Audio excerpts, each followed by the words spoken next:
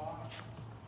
The following board members are present: Jennifer Abercrombie, Lynn Dawson, Jay McGow, Joe Campbell, Jeffrey White, and myself, Robin Watkins.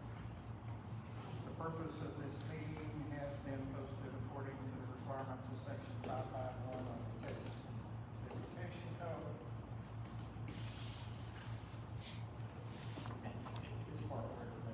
Item B on the agenda is open forum. If you have joined the meeting tonight and you wish to address the board, now is the time for you to come forward and make your remarks. Trustees may not respond to items not listed on the agenda, but will in every way possible make sure your concerns are reviewed if necessary. Call for an agenda item related to the concern at the future meeting. Comments should be limited to 3 minutes. As presiding officer of the board, I have the responsibility to remind you that individual personnel issues are discussed in executive session. Therefore, please limit all public comments to programs, situations, and/or issues. Proud to be here. At this time, I'm going to call the board into, I'll just see if that sounds good.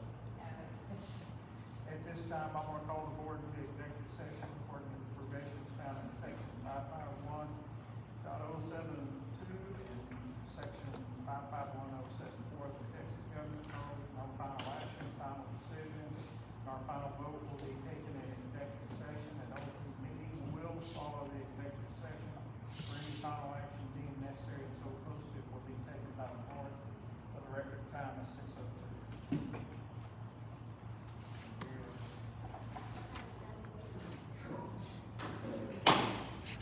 May I want to declare the Board of Trustees back in open session. For the record, the time is 7:05. While in executive session, no final action, final decisions, nor final votes are taken. At this time, I'm going to call on Superintendent Miles to lead us in an invitation for police station. Let's pray. Father God, we thank you for the day that you've given us, and Father, we thank you for this opportunity to gather here in this place. Father, we just pray for wisdom and clarity tonight as we make decisions as the Board of Trustees. And Father, I just pray that everything that is said and done here will be honoring in your sight. We thank you for our students that are present. We thank you for their families, parents, or grandparents, and friends that have all been able to come here tonight. Father, we thank you for our teachers that we're going to be able to recognize tonight as well. We thank you for the investment that they make in kids, and Father, their work has not gone unnoticed. God, just be with us here in this place. We ask this in the name of Jesus. Amen.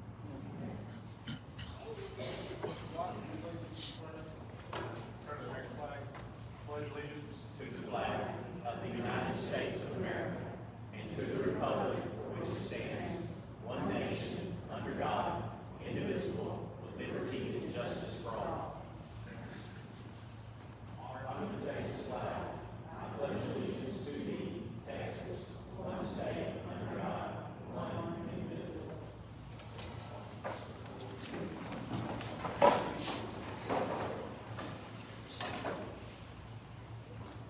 On behalf of the entire Board of Trustees and our superintendent, we'd like to welcome everybody tonight. Our last meeting, we didn't get to do celebrations, recognition in this little area when you're in a room and there's nobody there but us. So it's always good to have people present. We appreciate y'all being here. Item F on the agenda is public forum. If you've joined the meeting tonight and you wish to address the board, now is the time for you to come forward and make your remarks. Trustees may not respond to items not listed on the agenda, but will in every way possible make sure your concerns are reviewed, and if necessary, call for an agenda item related to the concern at a future board meeting. Comments should be limited to 3 minutes. As presiding officer of the board, I have the responsibility to remind you that individual personnel issues are discussed in executive session. Therefore, please limit all public comments to programs, situations, and/or issues. If anybody wish to address, I don't think anybody signed that. Anybody want to address? Okay. We're going to move on to item G, that's superintendent report. Mr. Myers. Mr. President, members of the board, guests that are present here tonight, thank y'all for being here. Just another congratulations to all of our students that are about to be recognized here in just a few moments for Students of the Month. I know I was visiting with Ben and his family, and I think he's got 3 out of 4 so far, so he's been one in primary, intermediate, and now middle. And so super proud of him and other kids in here that have probably done similar things as well. So congratulations to y'all and your parents as well, because first parents are always in the home, and then we get to work with you as well. So we're very proud of that. Teachers that are here tonight, Teachers of the Year that will be recognized, congratulations to you as well. Your hard work doesn't go unnoticed, and our district appreciates exactly what you do every day inside the classroom as you work with kids. So we're honored that you're here with us tonight as well. Girls basketball is in the playoffs. Big game tonight at Hallsville. Last score I heard was 21-7. Anybody's got an update? 32-12. The Jackets Nest, we're able to watch it right on our phones now. So that could set up a big game with maybe Gunner or Reigns in the next round. So we're super proud of them. Spring sports are taking off. Baseball, track, all of that good stuff. Powerlifting's going on right now as well. So lots of kids doing those activities. UIL, what I play, those things are high school continuing on. And the springtime has kids everywhere because there's competitions all over the place. Construction in the district. The old elementary is still in the process of being converted to our CTE center. We're looking forward to being able to bring that space online next year as we start up the 26-27 school year. So that'll be a lot of additional space for the high school. And then the auto mechanic shop, designs have been done on that, so we'll get construction started later on this summer for that building. So looking forward to having the new auto mechanic shop, additional space in the high school, which will be much needed. So looking forward to having those construction projects done. We've been implementing a learning curriculum in English language arts at our lower grade levels called Blue Bonnet Learning. And we've been fortunate to receive some grants from the state. We received a new grant, ASO4, which is an extension of the work that's already been done. I believe, Melissa, about $500,000 for the implementation of that grant. So we certainly appreciate getting that and providing better instruction, better quality curriculum to our kids, so that activity gains happen, because that's the most important work that we do here, is to help kids succeed academically. So we'll continue to work on that front. If anybody ever has any questions, office is always available. We'd love to sit down and visit with you and meet together. So thank y'all for being here. Okay, so the next item on the agenda is recognitions and celebrations. I would like to say, when we get through with all the recognitions and celebrations, we're gonna take a 5-minute break. And if you wanna leave, that's the time to exit. If you want to stay for the whole meeting, you're certainly welcome to, but that's your chance to get out of here if you'd like. And we will do that at the end of the buzz award, which is the last recognition. So, turn it over to the primary school.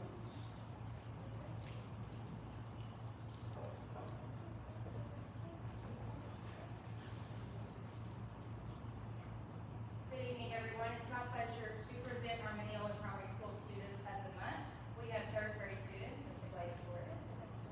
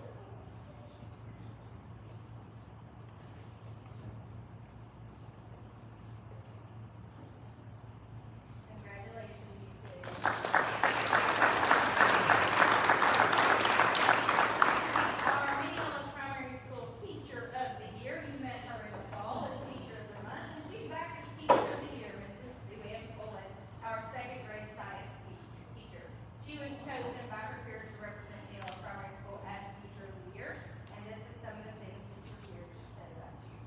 She switched to a new role this year and has absolutely rocked it. All of the second grade students eagerly anticipate attending her science class and can't wait to talk about all that they have learned. Not only is she teaching them well, just look at her data, she also has gone above and beyond to ensure kids have hands-on activities to help learn independently. This is pulling with the extra mile by contacting and bringing in a local meteorologist to present on weather to better enrich her unit. And when she isn't teaching, she's looking for ways to support her team. She is always willing and able to cover any gaps, team emergencies, or offer a word of encouragement or hug, and not just on free hug Friday. We are blessed to have Mrs. Chloe with us and Mineola Primary School teacher.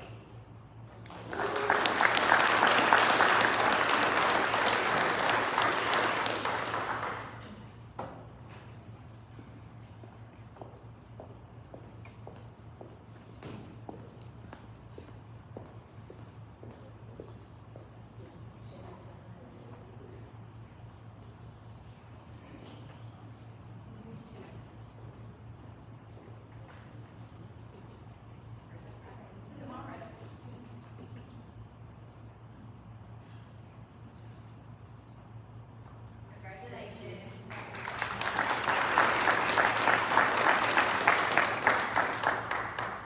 So tonight I have the honor of recognizing our fifth grade students of the month. However, if you notice in the smaller picture to the right, there are my fifth grade classes.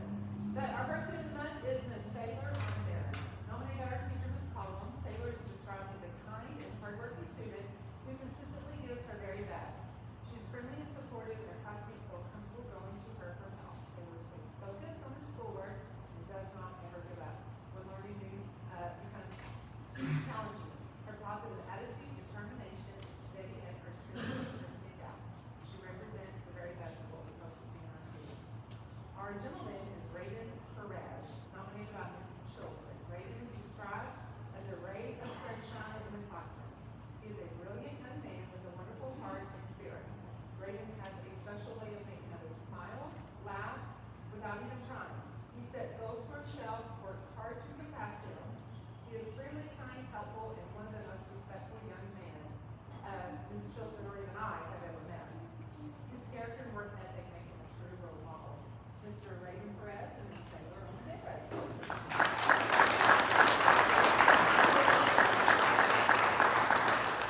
Mrs. Bryant. So I have the pleasure of introducing Mrs. Jessica Bryant, our intermediate teacher of the year. From the moment you step into Ms. Bryant's presence, you're greeted with kindness, positivity, and a genuine warmth that puts both students and adults at ease. Her classroom is a place where students definitely feel safe, valued, and deeply cared for, and they know it. It's evident every single day when she teaches, listens, and supports her students. Mrs. Bronson is building strong and meaningful relationships with her students both in and out of the classroom. She has been known to show up on Saturday morning, cheering on her students via the marketing class and game on hand. Her impact at MIS has taken many forms. She served as a campus school secretary, that's where Ms. Thompson and I got to meet her, and is currently excelling as a fourth grade PR teacher, tackling the new curriculum I've heard about, believe on it. As a team lead, she supports colleagues, and she has also served on several district level committees, contributing her voice and leadership. Above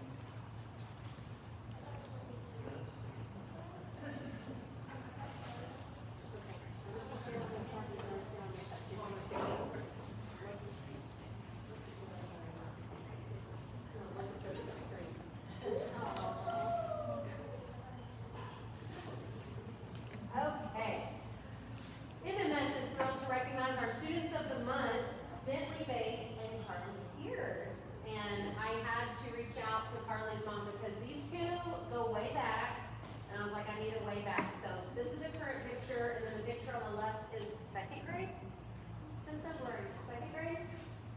2021? Okay, yeah, it was a while ago. Oh my gosh. Okay. Bentley and Carly have shared a special friendship for many years, and while their size difference physically may be quite different, what isn't different, they both stand equally tall in character. See what I did there? Their kindness, positive attitudes, and dedication to doing their best make them outstanding representatives for our school. Bentley excels in the classroom and in athletics. Keep an eye on him because he's got big things coming. He consistently demonstrates focus, determination, and leadership on and off the court, proving that success comes from hard work and heart, and he's got a big one. He's such a great friend. Carly shines in athletics, bands, and academics. She balances her commitments with determination and her inquisitive spirit. Keep that going. Always giving her best effort and encouraging her friends along the way. That is one thing that these two, I will say, are just, they never are not kind. They're always kind to their peers. They're always kind to the staff at our school. I couldn't be more proud of them. Carly and Bentley model what it means to be hardworking, respectful, and well-rounded students. We are incredibly proud to celebrate them as our 7th grade students of the month. Congratulations.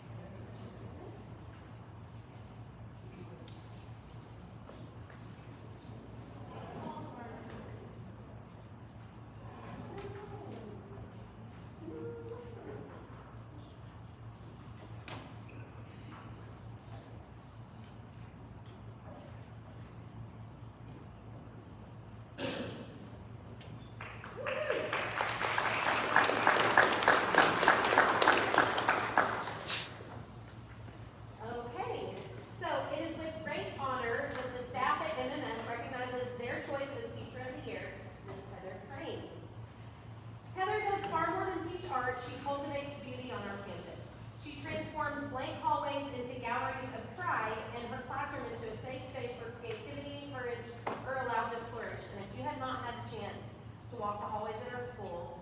It is beautiful, and that is because of Heather. And I'm going to read her, and we'll not keep it together. Okay. Because of her, our campus is not only more colorful, it is more hopeful. Heather sees potential where others might see uncertainty. She nurtures talent where others might see hesitation. She reminds students that mistakes can become masterpieces, and growth often begins with a failure. This year has required extraordinary strength, and Heather has modeled her unwavering faith and resilience in ways that inspire us all. Through every season, she continues to pour into her students, encourage her colleagues, and lead with grace. Her classroom is a place where students not only learn about color and technique, but about perseverance and self-expression and confidence. She reminds them that they matter, their work matters. Her faith is not simply something that she speaks about, it's something that she lives on our campus every day. It is evident in her kindness, her patience, and her strength, her steadfast dedication to our school community and her students. She reflects the promise of Psalms 28, "The Lord is my strength and my shield. My heart trusts in him, and he helps me." We are better because Heather is here. Our walls are brighter, our students are braver, and our campus is more beautiful inside out. Congratulations, we love you so much.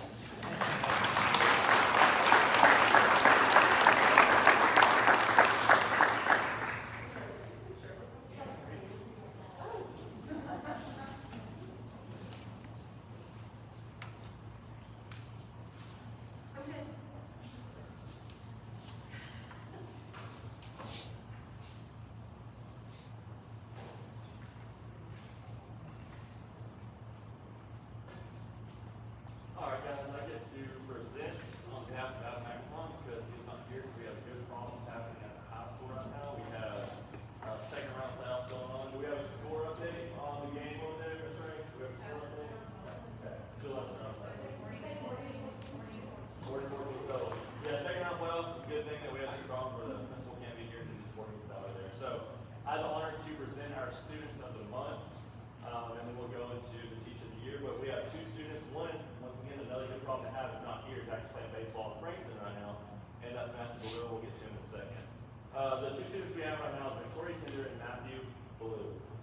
These students exemplify leadership, service, career readiness, and pure encouragement. And I'm going to go off script for a second because the first couple conversations I had with Victoria, you probably don't remember them, but I was talking to you, I was like, man, this girl has a lot figured out with what I'm doing right now. She's just so professional in the way she speaks, you know, you have that. And it's just pretty incredible, and I saw that really early.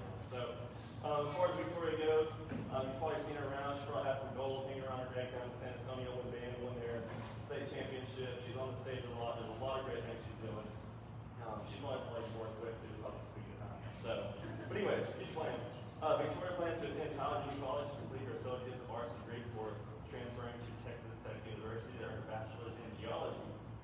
She hopes to serve the United States Air Force and then pursue her PhD in paleontology and travel the world. So a lot of big plans there.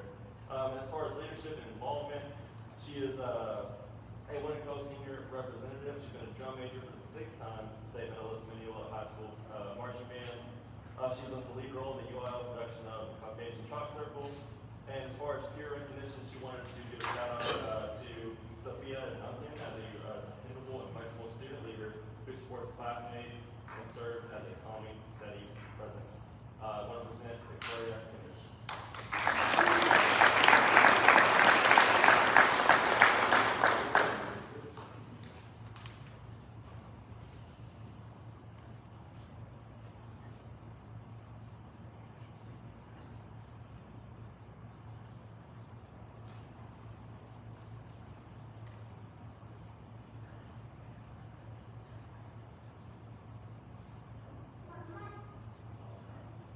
Alright, and once again, our next student, Matthew Ballou, cannot be here today because he's currently playing baseball.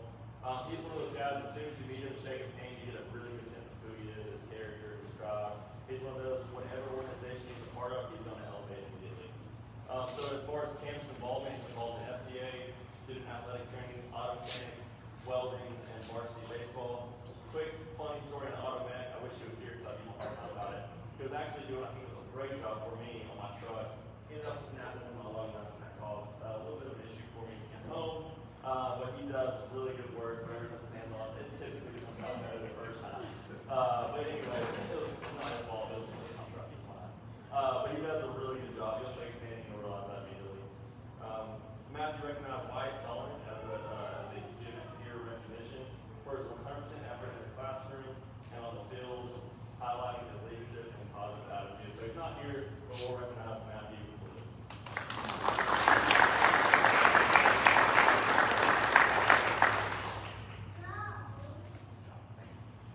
All right, now teacher of the year,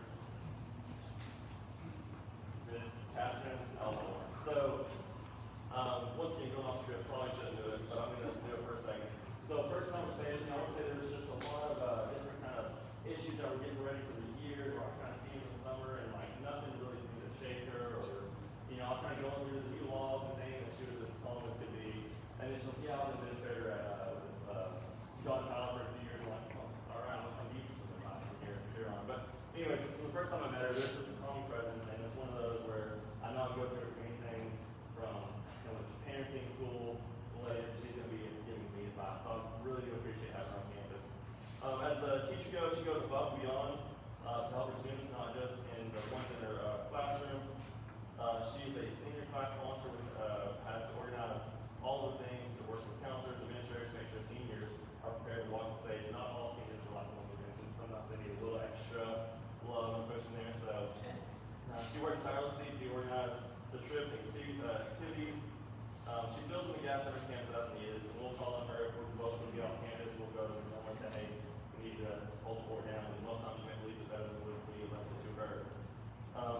She does a great job teaching real-world lessons in her senior English class, as well as travels around taking photos for the yearbook. She goes above and beyond and is a true champion. This year's Teacher of the Year for MHS is Ms. Catherine Elmore.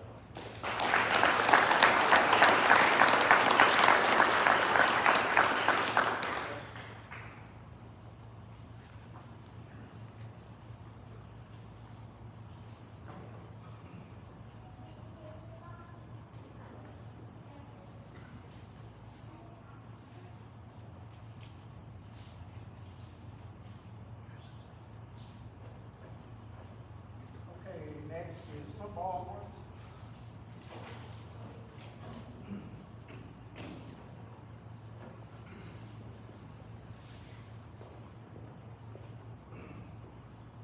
Yeah, I'm proud to honor for THSA, SCA Academic All-State Honors, Austin Blaylock and Ed Guerrero this year. To qualify for THSA Academic All-State, you must be a senior with a 92 or better average in all of your classes to even be able to be nominated. And both these guys have above that, they're taking into consideration, and I'm really proud of them for receiving the honor. It's a tremendous honor, only a small percentage of high school athletes ever receive. Not only that, the leadership and ability of all these guys do this for us tremendously next year. These guys have obviously succeeded in the classroom. The cool thing about this, normally we brag on all our student athletes for what they do in the classroom, but honestly, as a team in the classroom, it's nice to talk a little bit about what they did, what they done on the field for us as well.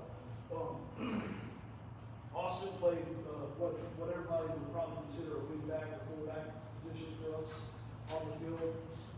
Because of Austin, we were able to line up in multiple formations. That's something that defensive coaches hate. They hate when you're lining up in formations. They got prepared for many different things. We did smarts and really did line up in those different spots, and a lot of that was due to Austin and his ability to give us that ability to do that. And I've got a good little story. We always wanted to get, in senior year, we wanted to get Austin a touchdown. That was a big deal to us. We wanted, let's find a way to get Austin in the end zone. I think Austin would admit this, but Austin's fairly unburdened by the gift of speed. If that's good. But you know what? That was important to us. We were playing later in the season. We were playing Eustis, and I think we had a change in the quarter there. I think we were going into the fourth quarter, and so we're deliberating. We're talking on the headset. Hey, now's the time. And I'm talking down there, and I said, can get a little closer to the end zone. And I'm like, guys, can Austin, can he get in from here? Can we make it happen? Can he get in from here? And so we looked, and we're all talking about all these possibilities. And I think Coach Murphy's one told me, he said, Coach, we're on the 3-yard line. I said, all right, let's do it. So remember the name of the play, Austin? Oh man, come on. F voices, we called it. Austin got the end zone. But man, and it was a great time. But Austin played like academic All-State.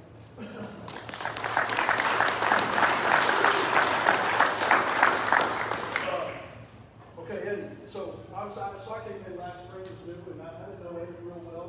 We got into the summer and just kind of getting to know him a little bit, and pretty quick found out Eddie was actually a little bit borderline on playing football. Right, Eddie? If this even hadn't had some injury concerns from the past, there's a few different things. They were telling me, Coach, he's our best defensive player, and they even had some little bit of reservations maybe about doing some things on offense. Everybody's got their favorite things and all that. But it's funny, we don't typically, as coaching staff, we don't sit there and let the kids pick sides or play one side. We're a small school, we gotta play both sides of football, and we need all hands on deck at all times. So we're watching game film from the previous season. They tell me how good Eddie is, and I'm looking, we're watching some certain game on the road, seeing outside back flying all across the field. I'm like, Coach, who is that? They're like, Coach, that's Eddie. I gotta look at it for a minute, and I just like, maybe we should tell Eddie he can just play defense after I'd seen that. So whatever we had to do to get him out there, we did. He did a couple things for us on offense and a whole bunch on special teams. And once again, both these guys, they'll be tremendously missed, and everything they brought to us on the field, but more important what they did in the classroom. They got bright futures because of that, and Austin and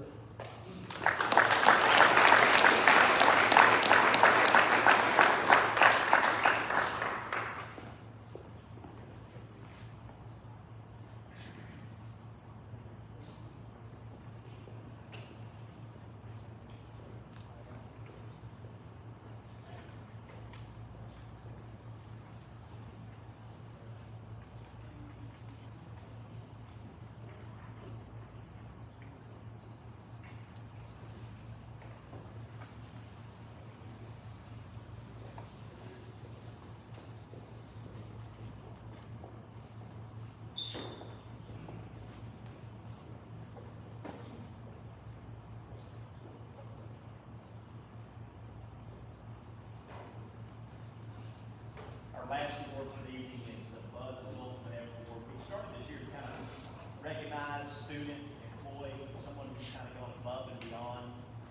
this young man's not here tonight because he's at our girls' playoff game supporting our girls, but I want to tell you the story. He'll come back next month, and if you're here next month, you'll hear it again. But last Monday night was pretty interesting around the school district. We had a situation involving a student who was not a student in our district that had got away from his mother and had gone missing. So there was a huge law enforcement presence at the school. There were a lot of people searching for the student in the dark, and they had helicopters, thermal drones, and just trying to locate this student to make sure that he was going to be safe. And I circled back to the school, and it was about 9:15, and they had found the kid. And so I got to hear the story of where was he and what happened. And it turns out that his mom and this young man were coming by. They saw this young man at the golf course. So Amy Shepherd gets out, holds the kid in place until we can get law enforcement to go and help him. And so just above and beyond to help somebody that was in need. His mom was scared, kid was scared, very tense situation, but just above and beyond effort to do the right thing in that situation that he was presented. So he'll be getting Buzz's Ultimate Effort Award. I wanted to share that story with you tonight.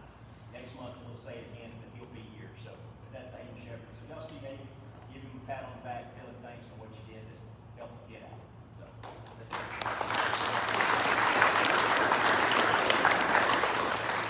Okay, this concludes the recognitions and celebrations, so if you want to make a break part, it's time to do it. We're going to take a 5-minute break. And we're going to proceed now. The item on the agenda is 24, audit report, presented by Bill Brown and Neil. Yes, sir. Yeah, you got it. Perfect. Well, thank y'all, Superintendent, Board of Trustees, thank you for letting me be here. We're here to present the 24-25 fiscal audit for many of y'all. I can't think y'all had copies in your packet, but we brought some ones you can flip through with you while we go over some of the highlights. I know I have a lot on the agenda. I'm just gonna hit some of the highlights, and I'm available as many questions as you guys want. Starting on page 2 is really the reason that we're here, see the audit report, and really what this is saying is we're offering and treating on the financial statements as presented by Mineola ISD, and we're able to offer what we call an unmodified opinion, which is a good one, meaning we do not have to modify our opinion for things that the school wasn't doing. If the business office wasn't keeping track of capital assets or there were control problems where we couldn't allow the numbers coming in, we have to modify your opinion. We would have to do that here. So 4 types of opinions we can offer, and this is the best. You can't get the highest first award rating without having an unmodified opinion, so we've had it in the past. Just want to make sure y'all know that a lot goes into getting that, even though it's only 3 pages of paper at the front. I'm going to look at page 11. I'm not going to spend a lot of time here, but this is a state of the position for, it's essentially everything in the district combined into one column for governmental activities. This is a snapshot of one day. So I'll go over these in a little bit more detail in just a minute. So with that, if you look at pages 14 and 15, this is what everybody is accustomed to looking at when you're doing your budgeting and doing financial analysis of the district. You look at it by fund. And you guys have 3 funds that meet the criteria you presented separately. There's a general fund, a shared service arrangement, and your capital projects funds. Everything else, all your grant funds, all your smaller funds are combined as non-major governmental. When we come out here and do audits, we look at risk, and we're very fortunate with school districts that there's the horror stories you hear about in county and auditing, or when there's elements on the balance sheet that are hard to value. And when you really look at what you guys have, the first one is cash and cash equivalents. We confirm that with outside parties. We send them a letter and say, is this cash law, is it legal? They send it back. So there's not a lot of risk of that cash not being here. The next 2 items are your property taxes that are still yet to be collected over several years. Those come from your tax office. We start with last year's ending balance, the levy, look at what's collected, look at what's left. Again, very straightforward audit and not a lot of wiggle room for what that number needs to be. Your biggest number besides cash obviously is your due from other governments, and that is a TEA payment that came in after you're in, and then another payment for the days worked in August, and you won't get paid for until 2026. Again, straight from TEA website, and very easy to audit. Liability wise, Biggest one there is your accrued wages table. That's for people that have worked through August and their paycheck doesn't cover that period until September. So, again, capital projects, AP was about $295,000. That is for the services that were rendered before 8/31 and not paid for by the district until after. So, really straightforward balance sheet. There's not anything on here that we're looking at that's troubling. It's our second year to work with y'all. But as we go through these, if we start seeing something trending in the wrong direction, we try to highlight that and say, hey guys, I'm sure y'all look at this, but just give you a level where we think something needs to be done. So we didn't see that with your balance sheet looked really good and things are in good shape there. If you look at page 17, so that sheet I just went over was, as I mentioned, just one day, so 8/31. This is your income statement and your 12-month accumulation of your revenues and expenditures. And again, not a lot of risk here. You look at your local and intermediate sources, the bulk of that is your property tax revenue. You're able to look at that and get very comfortable with that number. Some of the things other than your local revenue, your interest revenue, and various different miscellaneous revenues that come in. So again, very straightforward, not a lot of risk. The state programs, all we do is go straight on the TDA website. They give us a list of checks that they send y'all. We go make sure they all get deposited out to the financial statement. So again, just not a lot of hard things, just making sure that everything's in there and in there correctly. You know, obviously the bulk of your expenditures are payroll. That's by far your biggest element. And then you also have a little over 2.1 million of facilities acquisition and construction or capital projects offerings, which the bulk of that was your capital projects fund where you're spending down some of those bond funds from previous bond issues. And really one of the things that we like to look at is in your general fund, fund balance went up by about 170,000 to about 8.1. So minimum they GFOA really recommends is 3 months, and y'all went over that. I know there's a fine line between having too much fund balance and not enough. I go to schools where it's not enough, and it's a lot of a bigger deal to try to get it back, especially now with all the caps on your property tax rates, and they just seem to keep limiting what people as districts want to do on their own. And so I think being able to have fund balance and keep it at an appropriate level is very important today. So, looks good on the income statement as well. The other financial statement I'd like to look at, because I spent a lot of time on this, is your budget to actual. And that's on page 49. There's a lot of decisions, a lot of work that goes into deciding how much you're going to make, how much you're going to spend. You guys can be really close on your expenditures, doing amendments to make sure that no functions went over budget. And really, we're very conservative at the revenue side of the top there. The only thing that was a little bit off was the SHARs, and that's because they're not reimbursing as much nearly as much as they were before. So I think that kind of all started after the budget was done, but we were still way over what we projected for revenue. So nothing out of the ordinary there. Things look really good. Page 79, because y'all spent over $1 million, well, this year 750, actually $1 million. Federal dollars, y'all are almost 4.4 million. We have to do what's called a audit, meaning we have to go in and look at some major programs for your federal spending. This year we had to look at the special ed or the IDEA cluster, and we did not have any material weaknesses or significant deficiencies to report. If we look, if you weren't filing your reports on time, or you were charging things to the grant that weren't allowable, we have to point those out and call it a finding. And we don't look at every single transaction, but we sample, and all the ones that we think look good and we're right in line with where the guidelines say they should be. I know those things, I don't know how much you've looked at the requirements for those, but they're numerous, and the people that were working on that did a very good job, so we appreciate all their effort. We'd like to thank Mr. Keith, yeah, and thank all of his group. Made sure we had everything we needed, and that's why we're here. Pick the weather, and we have one new accounting standard where we had to get some new reports to figure out how to run the report. That's the reason we're here in February. TA gave us till February this year to make sure we're back to today. You guys have any questions? I'll be glad to entertain those now, and just appreciate being of service to the district and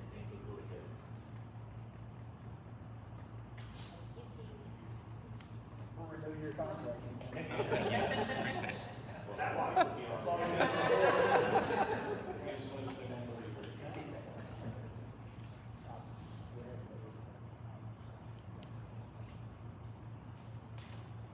Okay, any questions? Chair, I entertain a motion.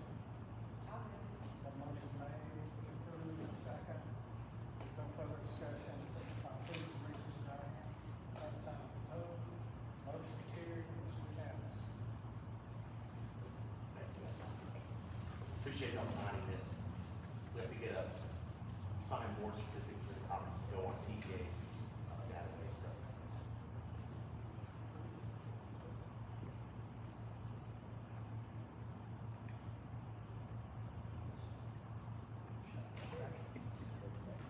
Oh, here you got some, this is good.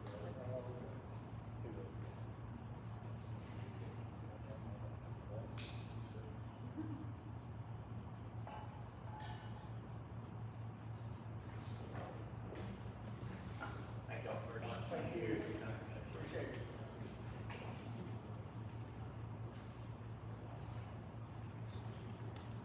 Okay, we're gonna move on to item J. J1 is resignation. President Board have two resignations from the custodial department. Ms. Jasmine Humphrey and Ms. Kimberly McGahey. So we've accepted those for resignations.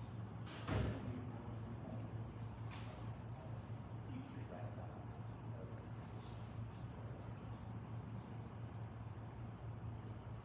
Motion made, we have a second, approved, signify approval, raise your right hand. Same sign opposed, motion carried, it's unanimous. And then just for information, this is not a professional contract, we're just a new employee of the district.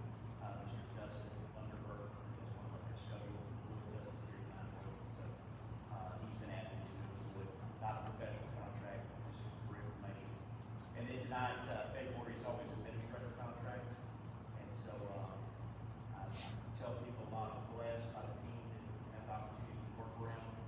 And so we've got a variety of people from admin buildings and campuses, that provide that leadership. And so we recommend extending the following contracts for one academic year. All of these have 2-year contracts, most of them do, or others that may not. I think everybody's got 2 years about, except Theo and Marquita, we'll talk about them next. But on the administration contracts, Dr. Chase Thomas, Assistant Superintendent, Mr. Keith Spartan, Assistant Superintendent of Finance, Ms. Melissa Foster, Director of Curriculum and Instruction, Mr. Adam McElhon, High School Principal, Mr. Cameron Frazier, High School Assistant Principal, Ms. Brittany Thompson, Middle School Principal, Mr. Joshua Snook, Middle School Assistant Principal, Ms. Angela Shine, Intermediate School Principal, Mr. Nick Kelly, Assistant Principal, Intermediate School, Jolie Ray, Primary School Principal, and Mr. James Napinshu, our Primary School Assistant Principal. And then Dr. Willis's contract is also included in February. The Wood County Co-op Board met last Wednesday and approved the extension of her contract, by a vote of 4-0, with an IC was absent. And so those are the administrative contracts, that we would ask the board to approve. And then we also have professional contracts, for Coach Bill Self, our Director of Transportation, and Ms. Marquita Stoddard, who's over our teams and handles our website and other tech things as well. So recommend renewal for all of those individuals. I'll move. Okay, so we're doing J2 and J3, we got a motion to approve, we got a second? Second. Oh, y'all sure y'all want to discuss Dr. Thomas? That's why we wrote nice. That's why he brought mine. Well, that's right. I think it's one of those things they have to be here to keep, not here. Hey, we did appreciate your time, so. All right, we got a motion and a second, signify approval, raising your right hand. Same sign opposed, congratulations. There you go. Okay. Item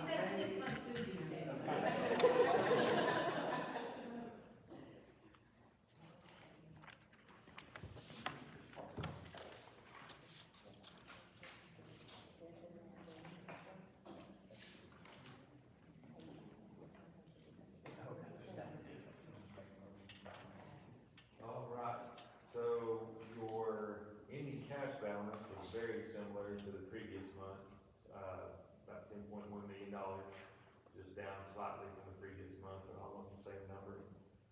Total revenues to date have been 13.5 million. Total expenditures, 10.5. On bond interest, we're still sitting around 2.2 million. Again, that's, it's kind of trickled down a little bit as we spent some of the more funds, and then the interest rates are climbing down as well. So we're making still about $8,000 to $9,000 a month in interest on that account. And that'll continue probably for the most part till we get to the summer, and we'll see that decrease quite a bit as we spend more of those funds. Questions on the cash numbers, the revenues, expenditures, or the bond interest? Negative. Okay.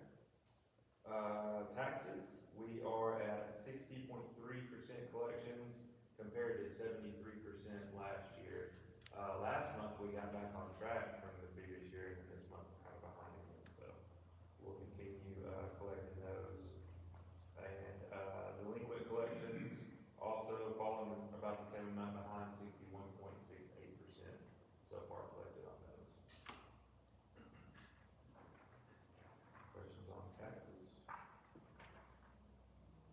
Hold on, I'll let my enrollment report up here. All right, enrollment is at 1809, that's another new record, which is a good thing for us. Attendance, all 4 campuses in the 94% range, high school leading at 94.41%. So, everybody's been sick lately, so. I think we need to pass a trophy around. Yes. So, Our attendance. and so, one thing I like to look at, so you can see the 1809 enrollment number, and then just look down one row to that's where we were at the prior year. So, 1751 this time last year. Questions on enrollment? Questions on anything? Ready to move on? All right.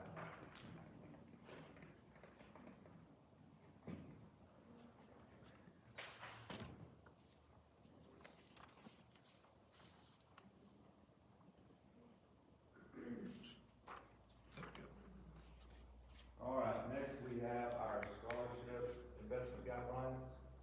This is a document that, we update every year and bring before you just to kind of let you know what's going on. I did make a couple of changes this year. On the second page, it kind of shows, the original values of all the scholarship funds. And then there used to be, amount in here, you can see that paragraph, scholarships given shall not be given in an amount that exceeds, it used to be 5% of the corpus or the original amount. Well, that's no longer, it's not gonna work for a couple of these funds. Partially because there needs to be an inflationary adjustment. So based on the amount of scholarships that we typically give, I created an inflation number on there, and then we changed it to 7%.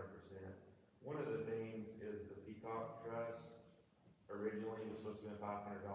Well, the family wants to give 1,000. And so that number wasn't working in our policy, so I just I changed everything a little bit to make sure that all of them were in compliance. And so, the top three the Wilson and the English Trust, those didn't have any issues at 5%. Just wanted to have the same rule for all 3 funds, so. And the TJC Promise, we're just not gonna be able to follow that guideline with that because of the way it's designed. It's designed to give as many scholarships as the students earn.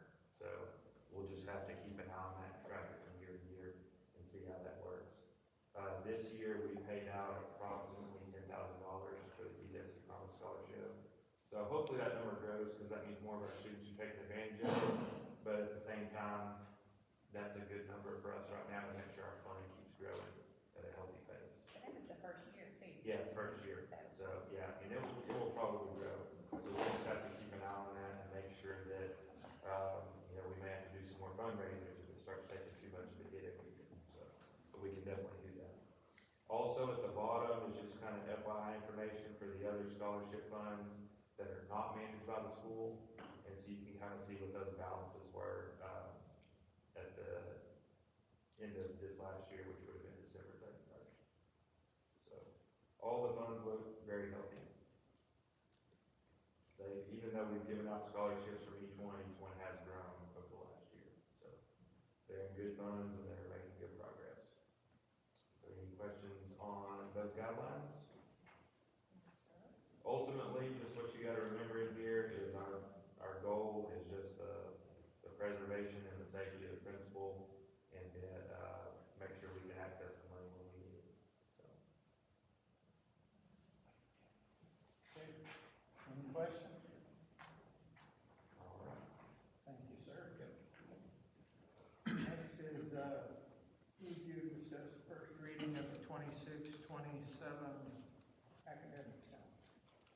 So you've got a copy of it before you, and obviously this is just first reading, so when you get a chance to go through it, check it out, we're gonna send this out to the staff as well, to give any feedback that they have, but very similar to the calendar that we had the year before. Holidays kind of fall in similar places, and so that makes organization of the calendar pretty easy. We only do one half day, attendance is awful on any half day, just about, or drastically goes down, but the 16th is our half day, and that's gonna be homecoming, and we'll be playing Rains that day. We take a look at the Friday before, that's the bye, and so that's kind of where we built in, the fall break that people have really, I think, begin to really enjoy. And, we're hosting a marching contest here now, and so that's typically, we hope that continues on that first week of October, but we're gonna clarify that before, we get everything wrapped up. Any questions, anything that stands out to you?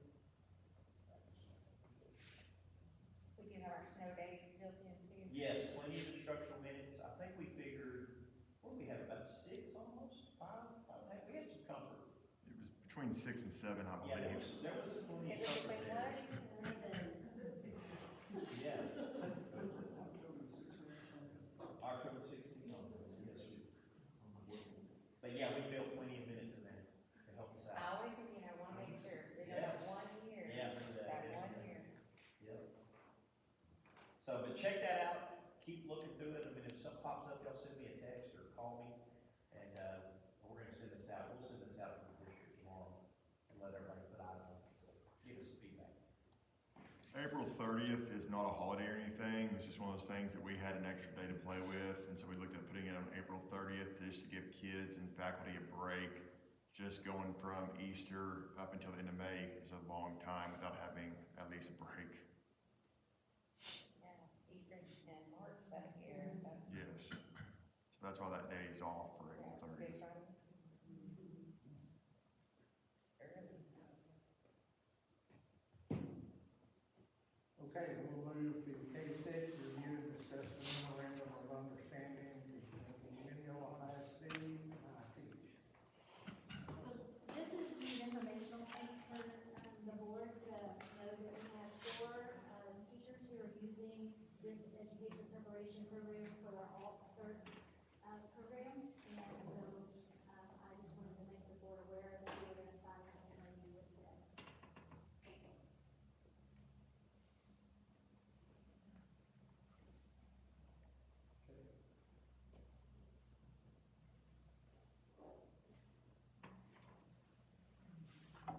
Okay. We're moving to action items now under L, consent agenda, the first item.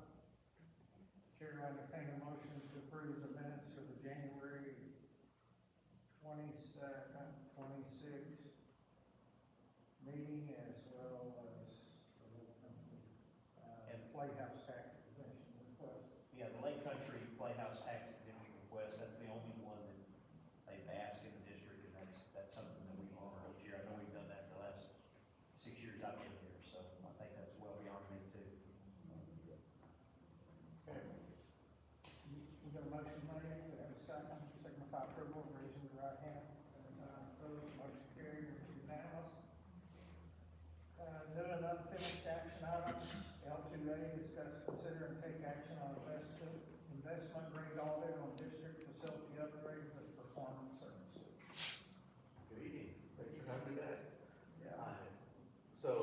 last time we were out here, we met with Mr. Myers and staff trying to kind of narrow down exactly what it is that we're going to move forward with on our investment grade audit.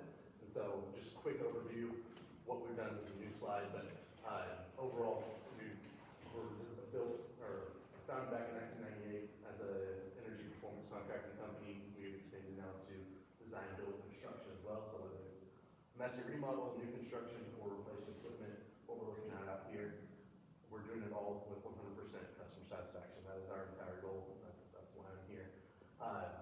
We guarantee our projects, and we've done tons across the U.S. and then the closest one here in Texas is probably Paris ISD.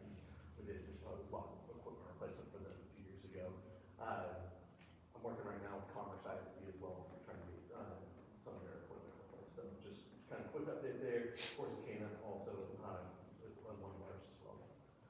We do help hit that again because a lot of what we did find, we wanted to narrow it down as much as possible for this phase 1 type project. Phase 2 could be at a later date, what a bond or something, and include some of those other things. And so I'll fly quickly through what we have kind of reviewed and what we've chosen, and then just allow some discussion to see if everything aligns. Then we'll move forward with that investment grade audit with our current scope.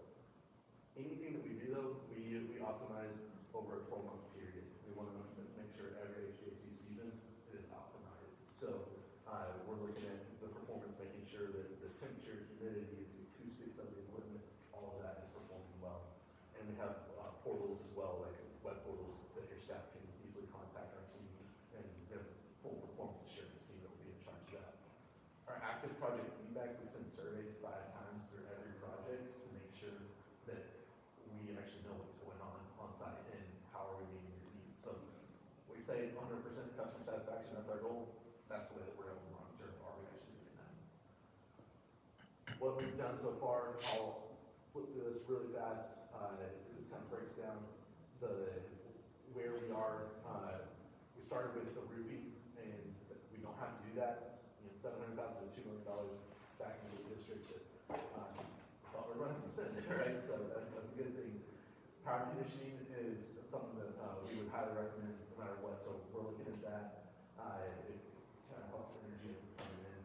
Lighting upgrades, there's a portion of the district that we'll be looking at doing lighting upgrades for. There's a portion that y'all are kind of doing internally as well. So we're teaming up together to do that.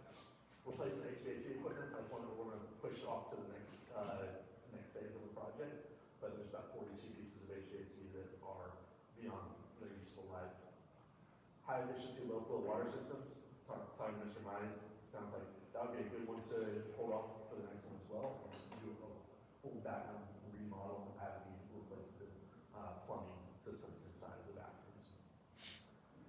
The walk-in cooler and freezers, we are looking at that. That is to make sure that there's alarms if there is a power outage or if there is a failure in the equipment, as well as making it more efficient, letting those motors cycle on and off more often.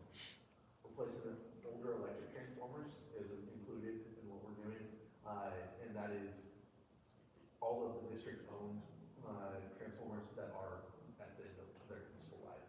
So again, this investment grade audit, that's where we dive deeper into which ones exactly need to be replaced. We're getting bids on everything.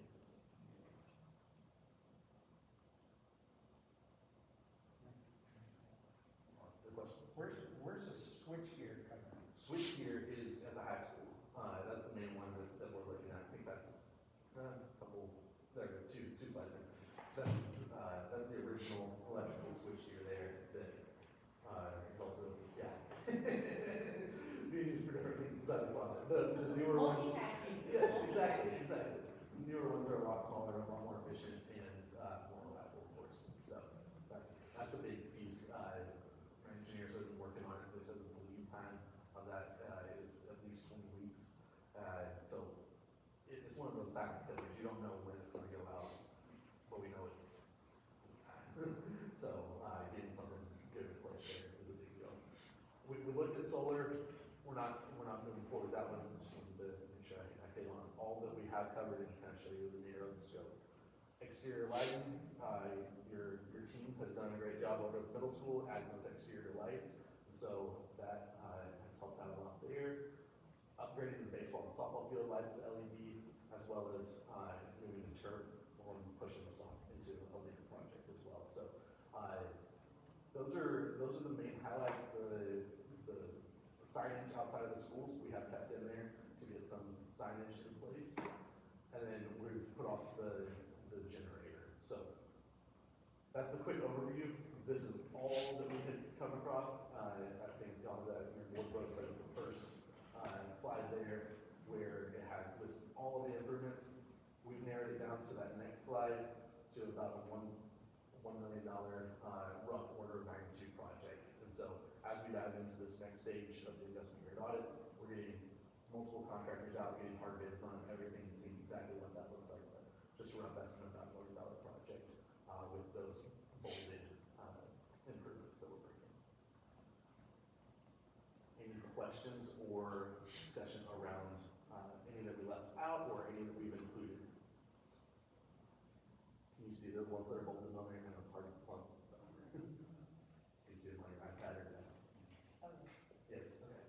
Talking about the scope of the work, the board has a decision tonight to approve the investment grade audit, which basically means a couple projects that you could pick, you don't have to select all, but you could, and we would be working closely with finance to make sure that we could figure out what that would be on the M&O side to get some of those things corrected that need to be corrected, where we don't have the time to wait for a bond package or something, especially when it comes to electrical switchgear and some of the electrical stuff in the high school buildings and stuff. I do have a question, and maybe a referral question, but what is power conditioning? So the power and I conditioning. do not recall. It's okay. It's essentially, it cleans the power that is coming in from the utility. So it almost matches it to where it's coming in at the same So wavelength. it's not tangled. Yes. You're getting, there's a thing called power factor, which is essentially it's dirty power that you're getting billed for on your electric bill. And as you put these in place, it makes sure that the power coming in, it's almost like a capacitor or something where it comes in, almost holds it there for a second, and then releases it into your equipment actually. So. Like, y'all don't act like everybody knew that. Can we get like a report if we did do the older HVAC units, like how efficient, how much we would save energy wise and maintenance wise over 3 to 5 years? Is there a way to get that? We have a very rough order of magnitude on that first one. Let me see, that is UCRM number 3. And so the KWH per year, kind of the fourth come over, and then electric savings, about $7,000 a year. It's 42 pieces of HVAC equipment. You'd be replacing it with the same tonnage. It's really just the higher SEER ratings and stuff like that you get. So it's not a ton of energy savings out of it. It's more of when they're at the end of useful life, we need to have those on our radar. Those could be going out soon. So a lot of those AC units are on the top. Yes, sir. Correct. Mm-hmm. Is it a problem matching up newer versions to the older version? Typically not. Sometimes you'll need to put a curb adapter on there, and we do that as part of the install. Everything that we list, we do full turnkey installation.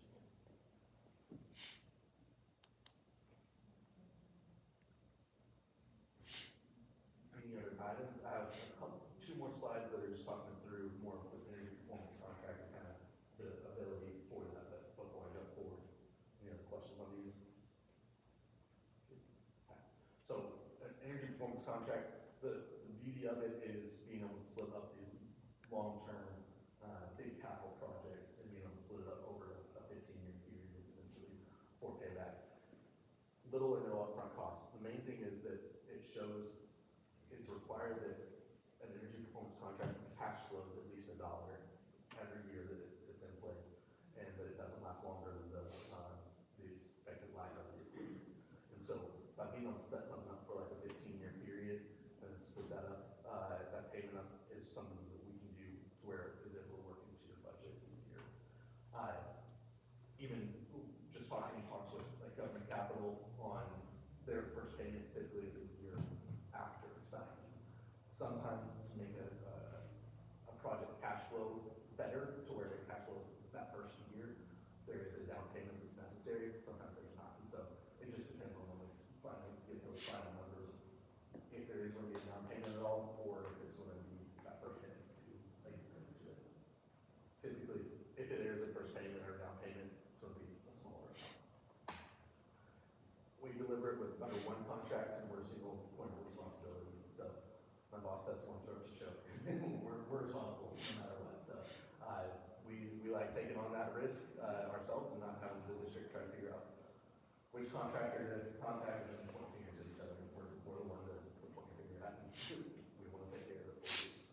The difference between doing a performance contract with performance services and doing a traditional plain spec work, just hiring a contractor to come out and do the work, is our guaranteed performance. And so guaranteeing the performance of the building, like I mentioned, even the acoustics, temperature, humidity, all of that is there. And then continuous commissioning through each HVAC season. Our guaranteed maximum price, and we do no change orders. So if there's a change order, we need that. It's nothing that we're coming back to the district for. And then y'all get to, it's a very collaborative approach, so all the bids that we get, we show your administration, we kind of look through them, who do we want to choose. This is who we've had experience with in the past, here's who you've had experience with, here's the lowest bid. Who do we want to choose? You don't have to choose the lowest bid. So, very collaborative approach there. We talked about no change orders and then long-term project accountability. We're here throughout, and that portal that I mentioned earlier, where your staff can log in and send a work order into us, we've never ended that for anybody. It's just a continual thing. So, anytime you need us, you have our contact information.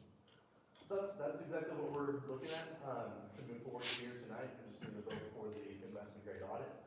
It is no cost to the district unless we build the entire project and fill all of these, get all the bids for everything, build the entire project, and then you don't move forward with any portion of it. The only way that there's any cost to the district is if we build up the entire project, present it to you, and then you just don't move forward, then you owe us for the audit cost.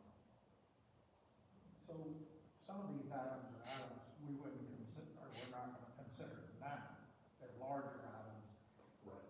So is this an estimate or is this a bid? I mean, this is basically an estimate, like the baseball softball field. Right. That's an estimate, and then Yes. you go out and get bids, so it could change. Yes, sir. And right now, that second, spreadsheet, we've nixed out the softball and baseball fields for this project. Right. So, right now, our plan is not to go and get those bids at this point. We'll wait until, we'll get to that. Makes more sense. If y'all are good with that, and you're not, looking to move forward, it doesn't really make sense to go to bids. Well, it's just for future reference, but, I mean, the majority of these prices that you have on here, y'all see that generally when you go out for bid, they hold. Yes, sir, because we're basing most of this on recent projects that we've done, and then trying to get, estimated for each size. Also, as just an FYI, we just kind of estimated what a payment would be on a 15-year note on this number. I think it was roughly around the $80,000 range. About half of that $80,000 would be directly saved in energy cost. So really, we'd only have to budget an extra $40,000 or so a year to make this payment. Yeah, you can see that bottom number there, 47,000 is our estimate in electric savings per year. To the point. And then we put in there, for our performance contract, we put in both operational maintenance savings and capital cost avoidance savings as well. And that's kind of how you make the cash flow work there, but the 19,000 is operational maintenance savings that investment, that's kind of what your staff is already spending right now on the maintenance of that equipment. So, you got that 19,000 in there, you're almost there. And what I would say too, another thing I would add is, let's say that we decide that we don't want to do the full scope of the project. The one that's the emergency item on there is the switch gear. It's $155,000. You could just vote to buy that out of fund balance, and they can take care of that. And then you wouldn't have any audit cost as long as you move forward with one project. I think one of the one that stumps me is like the walk-in cooler freezer to save $2,000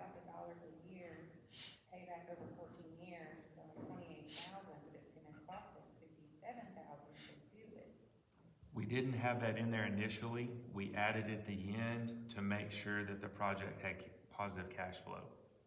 So you can't finance it for that extended period of time if you can't show that you're gonna receive the energy savings based on the projects that you're doing. I know that probably doesn't exactly make sense, but And it's a mixture of, that second point on this slide here, of the energy performance contract. It's the reduced utility savings, maintenance expenses, and capital cost avoidance.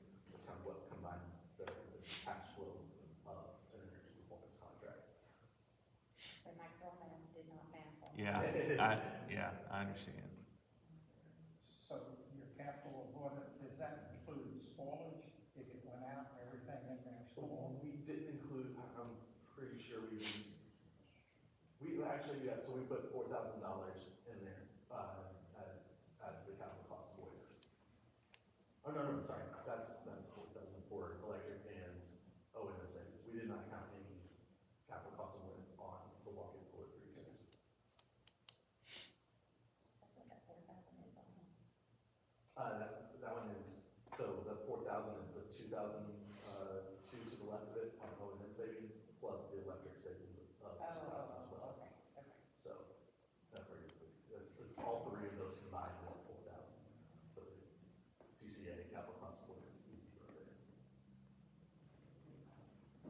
Okay, so any further discussion? Anything else you? No, sorry, but yeah, we are TIPS member of TIPS, we're a TIPS vendor. We've talked through that, but essentially, that's the easiest way of moving forward. You don't have to do an RFP or anything for that. We've already been pre-vetted by TIPS, so. So this is to approve them to go out for bid and then come back and let us pick which out of that we want. You're setting up the buffet before we pick it. Yeah. Correct. Okay. We just wanna make sure that we're not overstepping and, getting bids for, like, example, the turf. We don't wanna go get all the bids for the turf, and then be like, oh, no, we're waiting for the next project anyway on that. So, just kinda wanna make sure we're aligned before we go out and. We're looking at like phase one. What? We're just looking at phase one of all projects. Right. Okay, with no further discussion, chair entertain a motion. I'm gonna Got a motion made, have a second, signify approval by raising your right hand, same time opposed, motion carried, and was unanimous. Thank you. Thank you.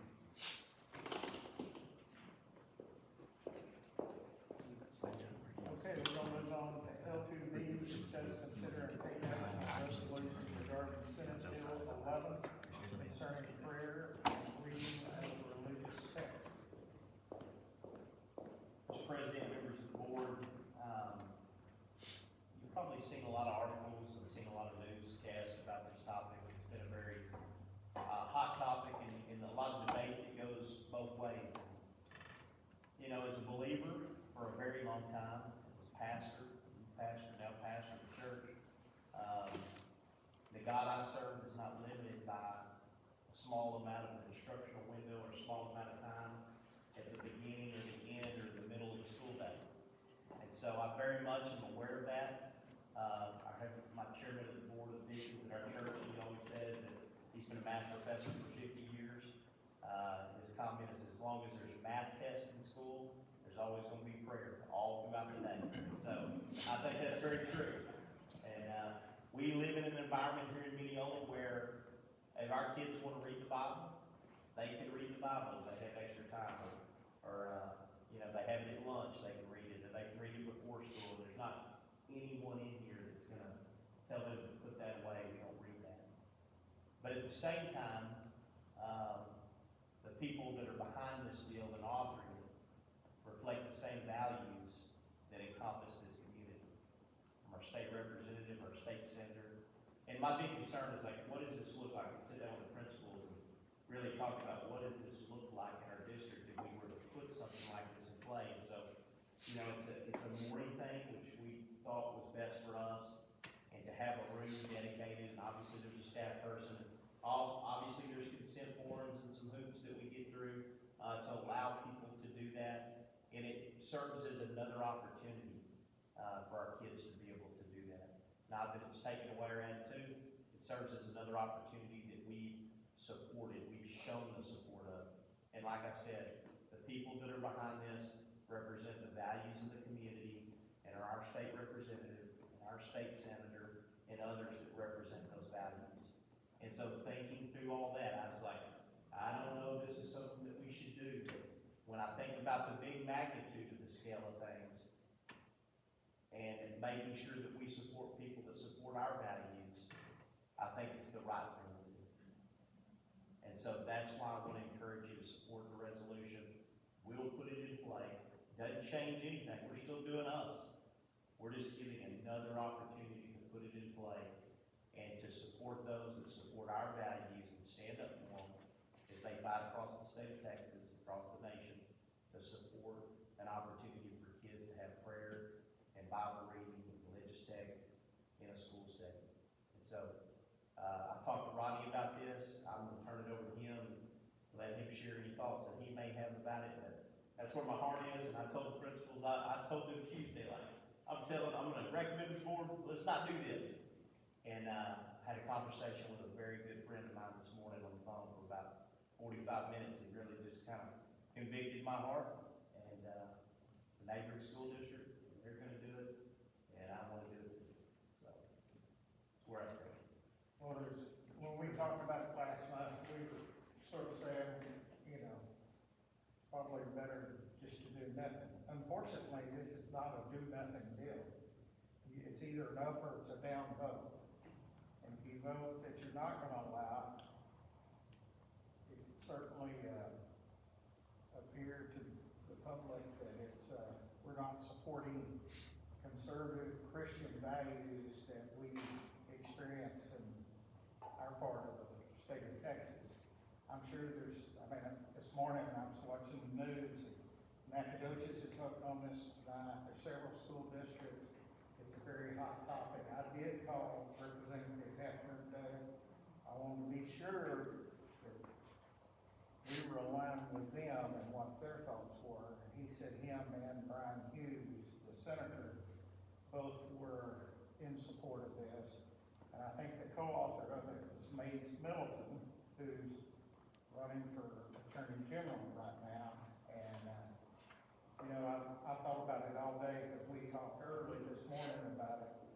And, I think it's probably the right thing to do. And I mean, the number one factor is, can these folks over here do it, make it work, and be seamless, and not create a lot of hassle? And Mr. Miles said y'all all agreed that y'all could do that, and it wouldn't be a problem. So, any other comments? Are y'all agreeing? Is that? Oh, yeah, very. I would see this as a smidge.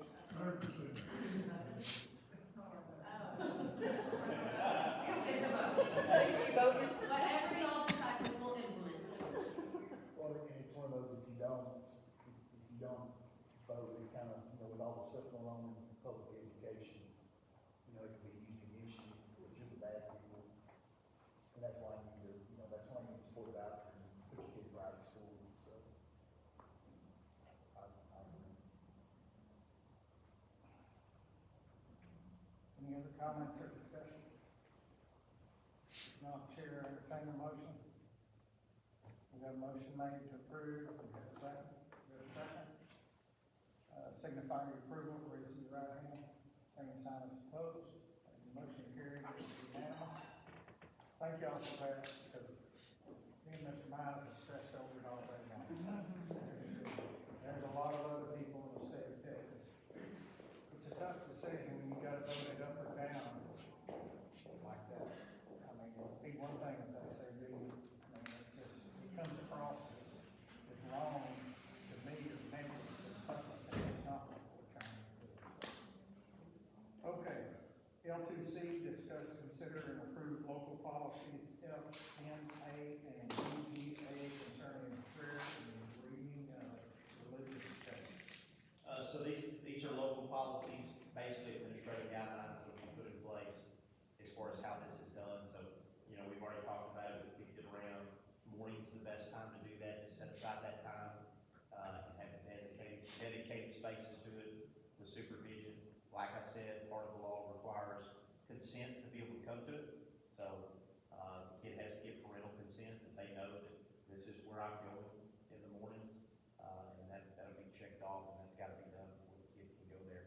not an open public reading of the Bible in the classroom when you go there. It's not an open prayer where there's adults praying or kids praying out loud with others. Like, it is a time of independent prayer and reading of the Bible with just a safe place for them to be able to do that. That's the law that's put in place. And so, we'll follow that, and we'll make sure that we get those administrative guidelines in there and execute it, exactly as it's written in the law. Okay, Chair, entertain a motion.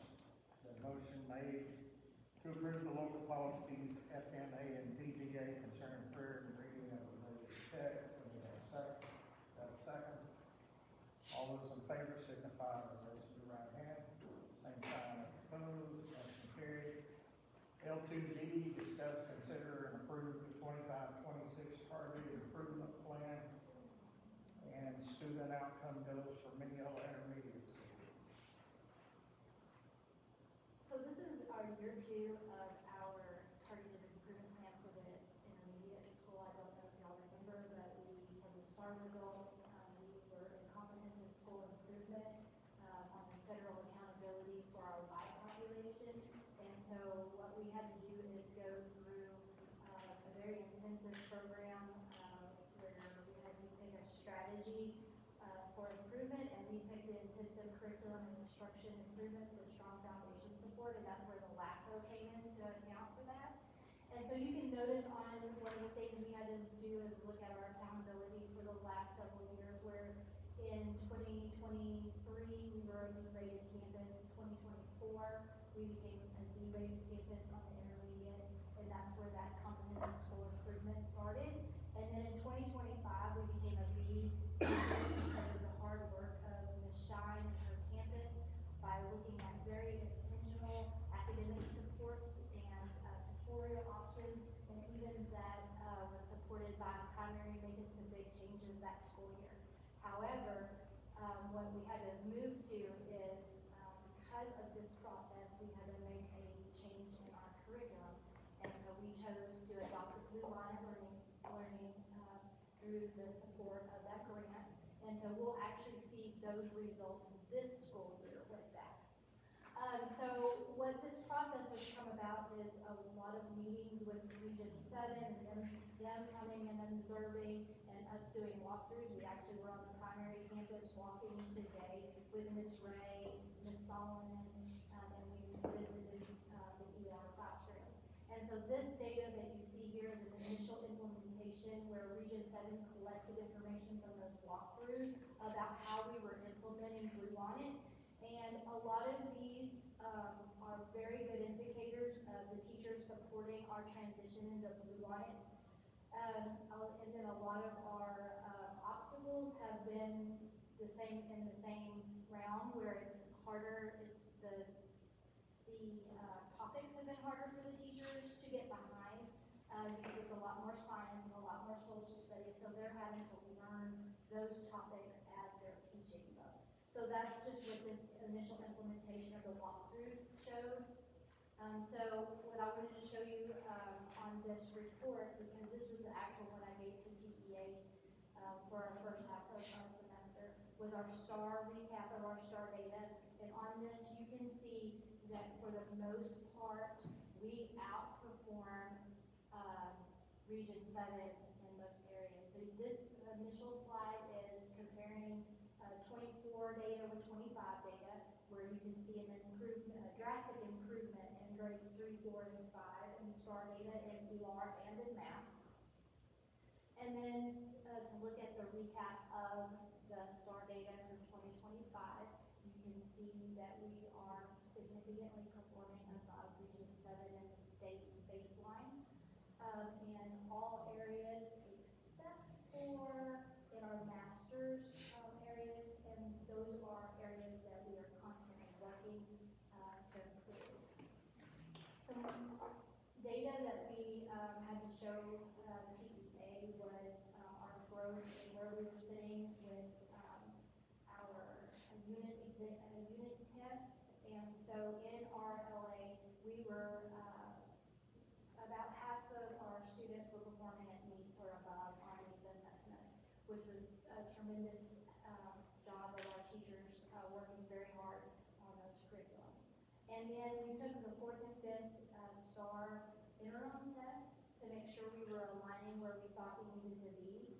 And our kids outperformed, the, Region 7 and 4th grade, and they were just right there at the same, within a point or two of where Region 7 was overall in 5th grade. So we were very proud of those results, with about 54% of our kids at that time were making meets or masters on the STAR test with the new curriculum.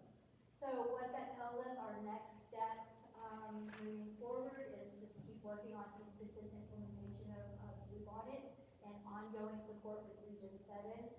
Areas that we're gonna keep working on is that student-centered instruction with more productive struggle, allowing the kids to process through questions instead of the teachers immediately giving those answers.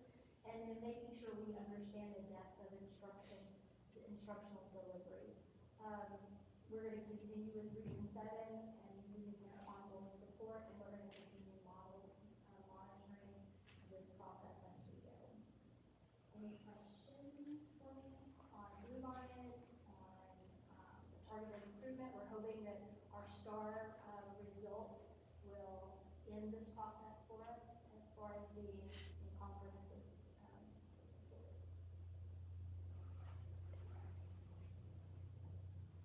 Your improvement looks good. So I do need, the board's approval, because this actually, I just gave you the, kind of the brief version of this. There's a 6-page, where I had to go in and write all this in narrative form. I just need y'all to approve that we agreed to this, and that this plan and everything that you see here is going in the right direction. Okay. So we got a motion made. We have a second. You got a second? Signify approval, raising your right hand. Same sign opposed, motion carried, it's unanimous. Thank you.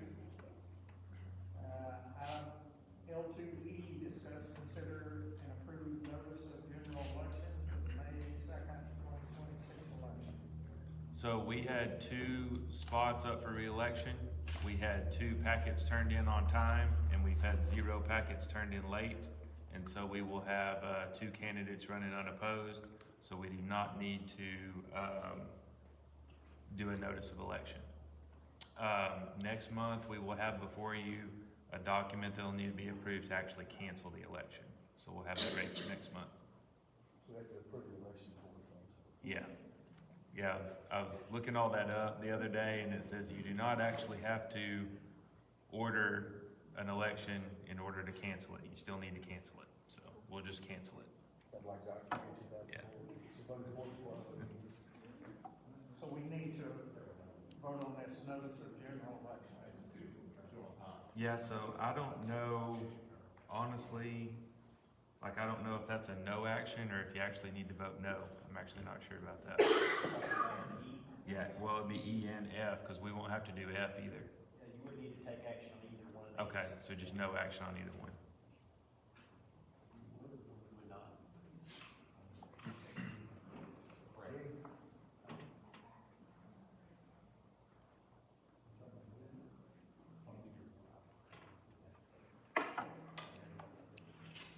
Keith, on the note, I mean, they're still on the ballot, correct? No, there's no election. So even like if you're running unopposed, there's no, it's still, okay. Yeah. I got it. Yeah, like if we had specific seats maybe, and like, let's say 2 seats were running unopposed, they would still be on the ballot in that case if somebody else was running. Yeah, I But got since nobody else, I yeah, got you. Not a primary. yeah, So no need to vote. correct. And that's what the county said as well. I got some advice from them as well, so.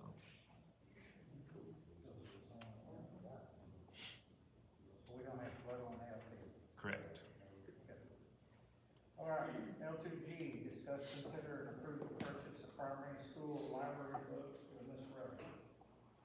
We'll save this right trip to the top up here. Do what? I'll save you a trip up here. Ditto, intermediate. On the main homepage, under students and families, you can click there. And, this is where we provide our library information. On the link there, you've got Sky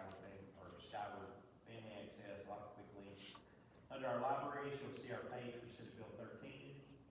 They have reviewed these from the requester to the campus principal, and then they've also met with Region 7 representatives, taken a list of books after they've been fully vetted, place these on the school website for 30 days for review. There's been no concerns, no complaints, and so, we have this list ready for your formal approval to be voted on. So you can see the primary schools there, and then also the intermediate school. They've got another order for those pretty quick as well, which will be next month. So we just need your approval for the purchasing of those. Okay.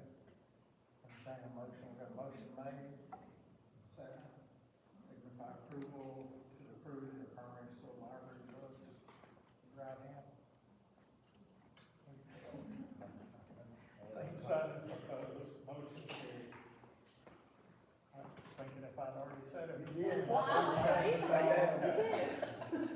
Well, I was watching Jill, she had hers down till the second time, so I said, maybe I didn't say it. Motion, so. motioned, yes. She's in favor. Okay, A2H, discuss, consider, and take action on resolution authorizing payment to district employees for workdays missed to weather-related closures. Mr. President, members of the board, our local policy allows the district to pay employees when we have hazardous weather.